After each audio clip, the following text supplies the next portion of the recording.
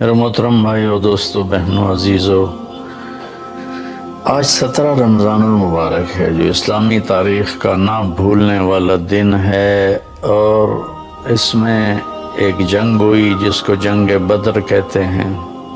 قیامت تک جتنی جنگیں لڑی جائیں گی اس کی اہمیت سب سے زیادہ ہے۔ قیامت تک جتنے مجاہدین جنگیں لڑیں گے، جنگ بدر میں شریک ہونے والے مجاہدین کا اجر سب سے زیادہ ہے اور رتبہ اور مقام سب سے بلند ہے۔ اللہ تعالیٰ نے بدر والوں کے بارے میں کہا، افعلوا ما شئتم فإنی قد غفرت لکم۔ اللہ کے نبی نے فرمایا کہ اللہ فرماتے ہیں، اے بدر والو، جو مرضی کرو، میں نے تمہیں معاف کر دیا ہے۔ تو پھر اللہ کے نبی نے اپنی زبان سے جو ایک گواہی دی، ان تہلک هذه العصابة فلن تعبد، یہ بول کبھی کسی جماعت کے بارے میں نہیں بولا گیا۔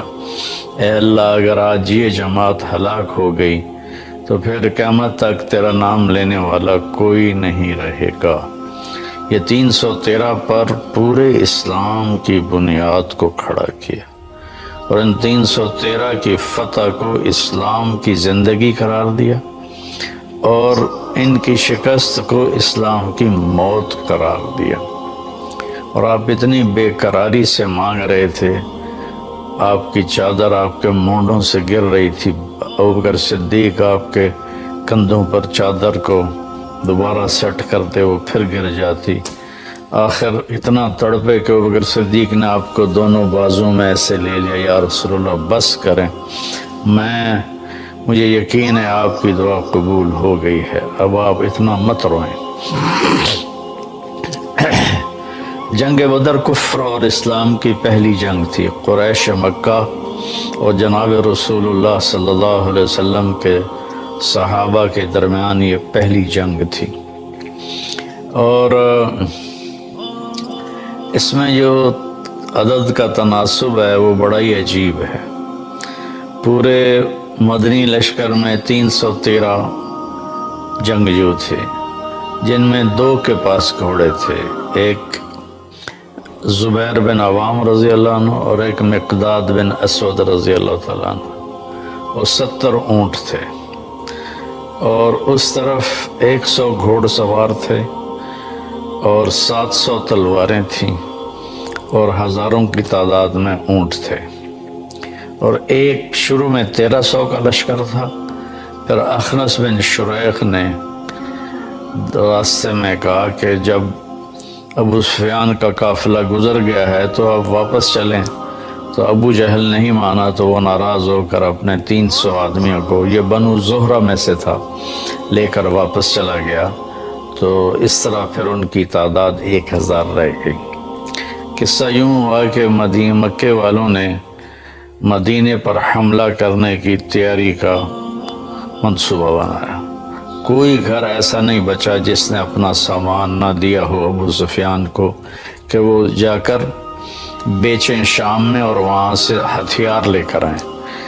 تو ٹوٹل جو سونا جمع ہوا وہ 262 کلو تھا، 62.5 کلو، 50,000 دینار۔ تو ایک دینار 30,000 کا ہوتا ہے، تو 50 ضرب 30,000 ہو تو یہ کوئی 15 ارب روپیہ بنتا ہے۔ اس بڑی مالیت کا، اور 40 آدمی اس کی حفاظت کے لیے تھے۔ جب مدینے والوں کو پتہ چلا کہ ابو سفیان ساز و سامان لے کے جا رہا اور ہمارے خلاف یہ استعمال ہوگا، تو آپ نے منصوبہ بنایا کہ ان کو پکڑا جائے۔ چونکہ صرف 40 آدمیوں کی خبر تھی تو آپ نے کوئی اس کے لیے جنگی تیاری نہیں کی۔ جو مسجد میں بیٹھے تھے نصیبوں والے، انہوں نے کہا کہ جاؤ۔ جس کا گھوڑا چند میل کے فاصلے پر تھا اس کو بھی جانے کی اجازت نہیں دی، اس لیے سامان کی قلت وہ بہت ہی زیادہ نظر آ رہی ہے۔ اور اس میں اللہ کی حکمت تھی، اللہ یہ بتانا چاہتے تھے کہ اللہ اپنے نبی کے ساتھ ہے، اور اسے جیتنے کے لیے تمہارے جیسے ہتھیاروں کی ضرورت نہیں ہے، اللہ کی مدد کافی ہے۔ باقی ہتھیار لینا، اسباب اختیار کرنا تو میرے نبی کی سنت ہے، اور یہ سنت فطرت ہے، سنت اسلام ہے۔ تو آپ اس قافلے کے لیے نکلے۔ ابو سفیان کو یہ خطرہ تھا کہ ضرور میرے پیچھے مدینے والے آئیں گے، تو وہ پھونک پھونک کے قدم رکھ رہا تھا۔ ایک جگہ آپ نے حضرت زبیر اور مقداد رضی اللہ عنہما کو بھیجا کہ جاؤ، جا کے پتہ کر کے آؤ۔ تو وہ ایک جگہ انہوں نے اس ابو سفیان کے راستے میں کنواں آتا تھا، وہاں اپنے اونٹوں کو بٹھایا اور وہاں سے انہوں نے پانی پیا، اونٹوں کو پلایا اور حالات کا جائزہ لے کر واپس آئے۔ ابو سفیان کو خبر تھی کہ کچھ نہ کچھ ہمارے پیچھے مدینے والے لگے ہوئے ہیں، تو وہ دائیں بائیں سارے وہ ریکی کرتا ہوا آ رہا تھا۔ تو وہ اس کنویں پر بھی پہنچا، تو اس نے پوچھا لوگوں سے یہاں کوئی آیا تھا؟ تو انہوں نے کہا یہاں 2 آدمی آئے تھے، پانی پی کے چلے گئے۔ تو ابو سفیان نے اونٹوں نے جہاں وہ اپنی لید پھینکی تھی اس سے وہ لید کو اٹھایا اور یوں توڑا تو اس میں سے گٹھلی نکلی۔ تو کہنے لگا اللہ کی قسم یہ مدینے کی کھجور کی گٹھلی ہے، اور وہاں سے فوراً اس نے قافلے کا رخ سمندر کی طرف پھیر دیا اور سمندر کے ساتھ ساتھ وہ پرخطر جگہ کو کراس کر گیا۔ تو اس دوران اس نے جب خطرہ محسوس کیا تو زمزم بن عامر غفاری کو بھیجا کہ جاؤ مکے میں اعلان کرو کہ میرے اوپر حملہ ہونے والا ہے۔ وہ جب مکے میں پہنچ کر اس نے اعلان کیا تو پورے مکے میں ہلچل مچ گئی، ہر کوئی آگ سے بھر گیا اور تیاریاں شروع ہو گئیں۔ تو سب ہتھیاراں کیل کانٹوں سے لیس ہو کر نکل پڑے۔ تو ابو سفیان نے پھر پیغام بھیجا کہ میں نکل گیا ہوں دشمن کی زد سے، لہٰذا اب جنگ کی ضرورت نہیں ہے، تم واپس آ جاؤ۔ تو عتبہ بن ربیعہ اور اخنس بن شریق نے یہ بات کہی کہ حکیم بن حزام بھی کہ ہمیں اب واپس جانا چاہیے۔ تو ابو جہل نے کہا کہ نہیں، ہم بدر جائیں گے، وہاں شراب پئیں گے، ہماری باندیاں گانے گائیں گی اور ہم وہاں اونٹ ذبح کر کے کھائیں گے اور پورے عرب کو بتائیں گے کہ ہم بڑے طاقتور ہیں، ہماری دھاک ہے سب پر، ہم واپس نہیں جائیں گے۔ ادھر اللہ کے نبی کو پتہ چلا کہ ابو سفیان کا قافلہ تو نکل گیا، اب تو ابو جہل کا لشکر آ رہا ہے۔ تو آپ نے اپنے ساتھیوں کو اکٹھا کیا کہ بولو بھائی اب کیا کرنا ہے، واپس جاتے ہیں تو اسلام پر کاری ضرب پڑتی ہے کہ کمزوری واضح ہوتی ہے اور ایک خبر پھیل جائے گی کہ مسلمان بہت کمزور ہیں اور یہ صحیح نہیں ہے، اور اگر جمتے اور لڑتے ہیں تو گردنیں اڑتی نظر آتی ہیں، کہاں 100 تلواریں، کہاں 8 تلواریں، ٹوٹل 8 تلواریں تھیں، اور کہاں 100 گھوڑے، کہاں 2 گھوڑے، کہاں 70 اونٹ، کہاں سینکڑوں اونٹ، کہاں 313، کہاں 1000، کوئی چیز بھی برابر کے نہیں تھی۔ وَإِنَّ فَرِيقًا مِّنَ الْمُؤْمِنِينَ لَكَارِهُونَ، ایک طبقہ صحابہ کا پریشان ہو رہا تھا کہ اب کیا بنے گا۔ یہ فطری خوف ہے، نہ کہ بزدلی کا خوف، فطری خوف ہے، جس پر ہی تو اجر ہے۔ تو آپ نے سب کو اکٹھا کیا کہ بولو بھائی اب کیا کرنا ہے۔ تو ابوبکر صدیق نے کہا یا رسول اللہ جو آپ کہیں گے ہم نے وہ کرنا ہے۔ آپ نے کہا بولو بھائی کیا کرنا ہے۔ تو مقداد بن اسود کھڑے ہوئے، یا رسول اللہ اذا لا نقول كما قالت بنو اسرائیل اذهب انت وربك فقاتلا نحن ها هنا قائدون، کہ جب موسیٰ علیہ السلام نے کہا نا اپنی قوم سے کہ چلو چل کے شامیوں سے جہاد کرو اور اپنا ملک آزاد کراؤ، تو کہنے لگے تو جا اور تیرا رب، جب فتح ہو جائے تو پھر ہمیں بلا لینا، ہم تو یہ بیٹھے ہیں۔ تو کہنے لگے یا رسول اللہ ہم یہ نہیں کہیں، ہم کہیں گے اذهب انت وربك فقاتلا نحن معك مقاتلون، آپ جائیں آپ کا رب جائے، ہم آپ کے ساتھ لڑیں گے، کبھی آگے کبھی پیچھے کبھی دائیں کبھی بائیں، اللہ کی قسم آپ تک کوئی پہنچ نہیں سکتا جب تک ہماری لاشوں کے اوپر سے گزر کے نہ جائے۔ تو آپ نے پھر فرمایا بولو بھائی کیا کہتے ہو، کیا کرنا ہے؟ تو پھر سعد بن معاذ مدینے والوں میں سے کھڑے ہوئے، مقداد بھی مہاجرین میں سے تھے، ابو بکر بھی مہاجرین میں سے تھے۔ کہنے لگے لگتا ہے یا رسول اللہ ایانا یرید، آپ میرے خیال میں یہ چاہ رہے ہیں کہ ہماری مدینے والوں کی کیا رائے ہے؟ ہم تو کہہ رہے تھے کہ ہمارے مہاجر بھائی جو کہہ رہے ہیں وہی ہماری رائے ہے، لیکن آپ کے تیسری دفعہ پوچھنے سے لگتا ہے کہ آپ چاہتے ہیں کہ ہم اپنی رائے کا اظہار کریں۔ تو آپ نے اس بار یعنی آپ نے اس پر سر ہلایا کہ ہاں۔ تو وہ عرض کرنے لگے یا رسول اللہ ہم نحن آمنا بک وصدقناک بما جئت بہ وہو الحق، ہم آپ پر ایمان لائے اور ہم نے اس بات کو آپ کی تصدیق کی، آپ کو سچ جانا کہ جو کچھ آپ ہمیں کہہ رہے ہیں آسمان کی خبریں وہ ساری حق ہیں اور سچ ہیں، اور ہم نے آپ پر اس کو عہد و پیمان دیا یا رسول اللہ سالم من شئت وحارب من شئت واقطع حبال من شئت، یا رسول اللہ جس سے صلح کرنی ہے ہم تیار ہیں، جس سے لڑنا ہے ہم تیار ہیں، جس سے تعلقات کی رسیوں کو توڑنا ہے ہم تیار ہیں۔ لو امرتنا ان نخوض البحار لخضناہ ولم يتخلف منا رجل واحد، اگر آپ مدینے والوں سے فرمائیں گے کہ سمندر میں کود جاؤ تو اللہ کی قسم ایک بچہ بھی پیچھے نہیں رہے گا۔ سبحان اللہ، کیا لوگ تھے، اللہ سے سودا کر گئے۔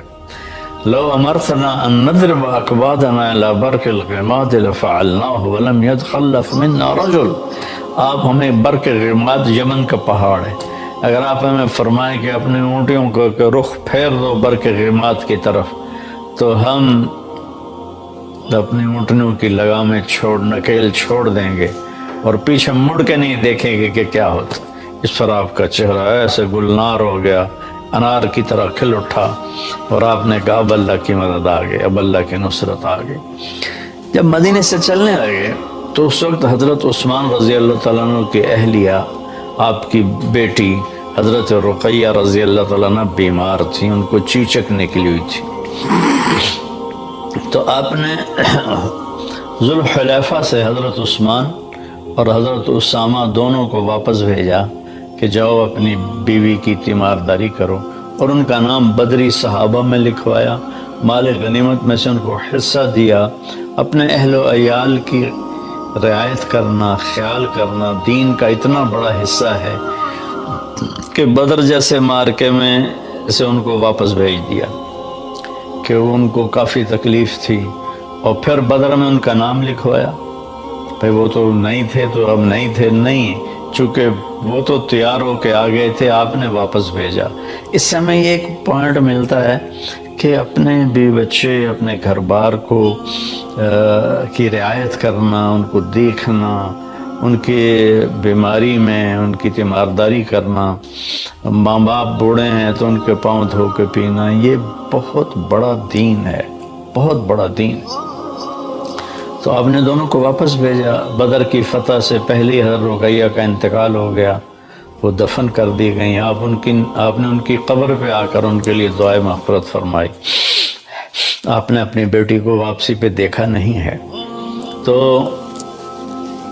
جب آپ نے سب کی رائے سن لی تو پھر آپ نے اپنے لشکر کو آگے کی طرف کوچ کا حکم دیا۔ تو قریش بدر کے ایک کنارے پر تھے اور صحابہ دوسرے پر تھے۔ اس طرف قریش مدنی لشکر تھا اور اس طرف قریشیوں کا لشکر تھا، بیچ میں فاصلہ تھا، ایک دوسرے کو نظر نہیں آ رہے تھے۔ تو اس کو آپ نے تقسیم کیا لشکر کو۔ آپ نے مہاجرین کا جھنڈا جناب حضرت علی علیہ السلام کو عطا فرمایا، اور انصار کا جھنڈا وہ اپنے سعد بن معاذ رضی اللہ عنہ علیہ السلام کو عطا فرمایا، اور آپ نے پورے لشکر کا جھنڈا سفید رنگ کا وہ حضرت مصعب بن عمیر رضی اللہ تعالیٰ عنہ کو عطا فرمایا اور ان کو درمیان میں کھڑا فرمایا۔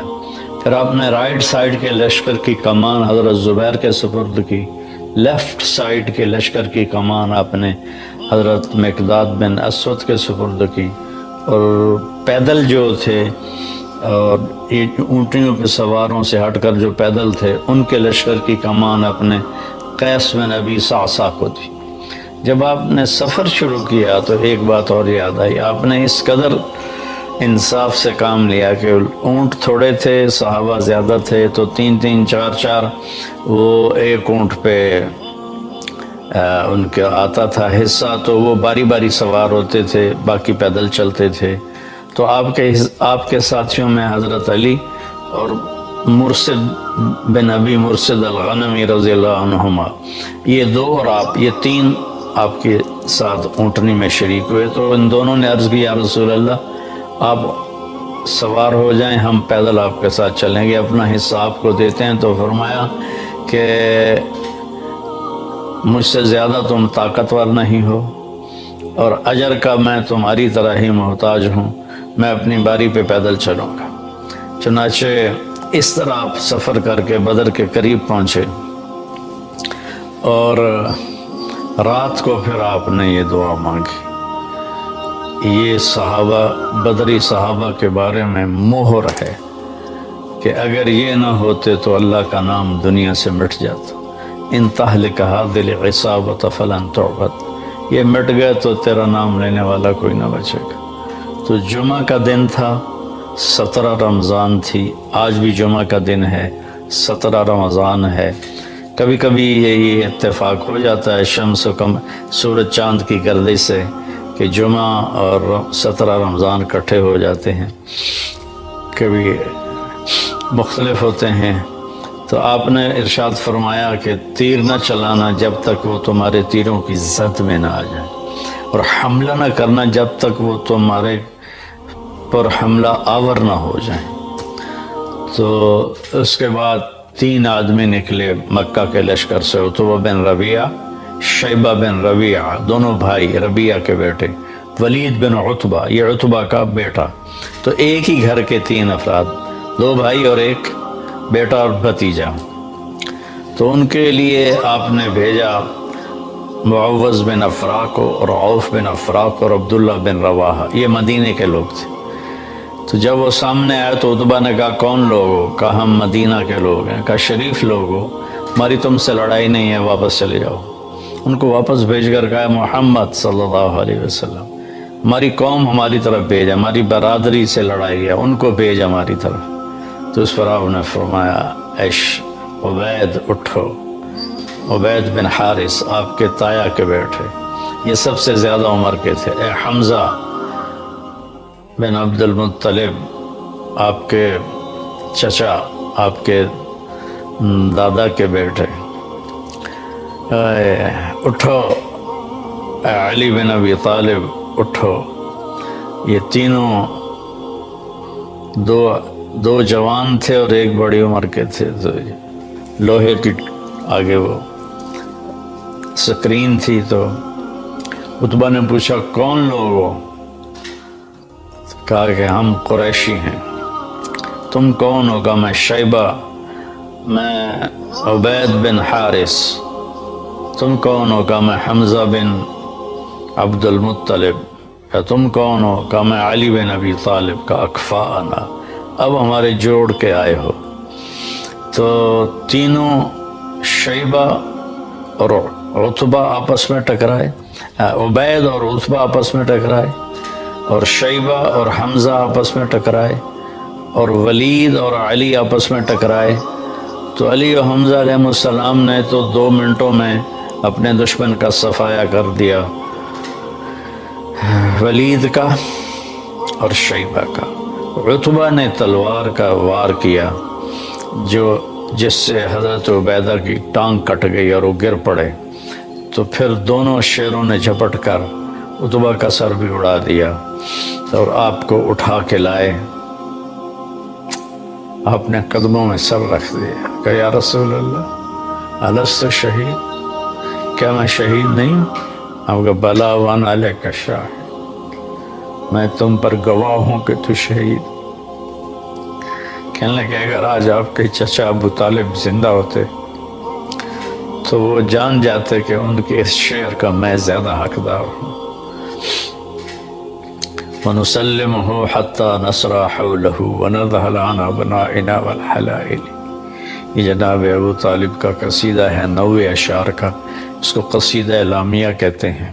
كَذَبْتُمْ وَبَيْتِ اللَّهِ نَبْزَ مُحَمَّدًا وَلَمَّا نُطَاعِنُ حَوْلَهُ وَنُنَاضِلِ وَنُسْلِمُهُ حَتَّى نَصْرَ حَوْلَهُ وَنَذْهَلَ عَنْ أَبْنَائِنَا وَالْحَلَائِلِ وَأَبْيَضَ يُسْتَسْقَى الْغَمَامُ بِوَجْهِهِ ثِمَالُ الْيَتَامَى عِصْبَةٌ لِلْأَرَامِلِ۔ کیا خوبصورت عربی کا شاہکار ہے وہ قصیدہ۔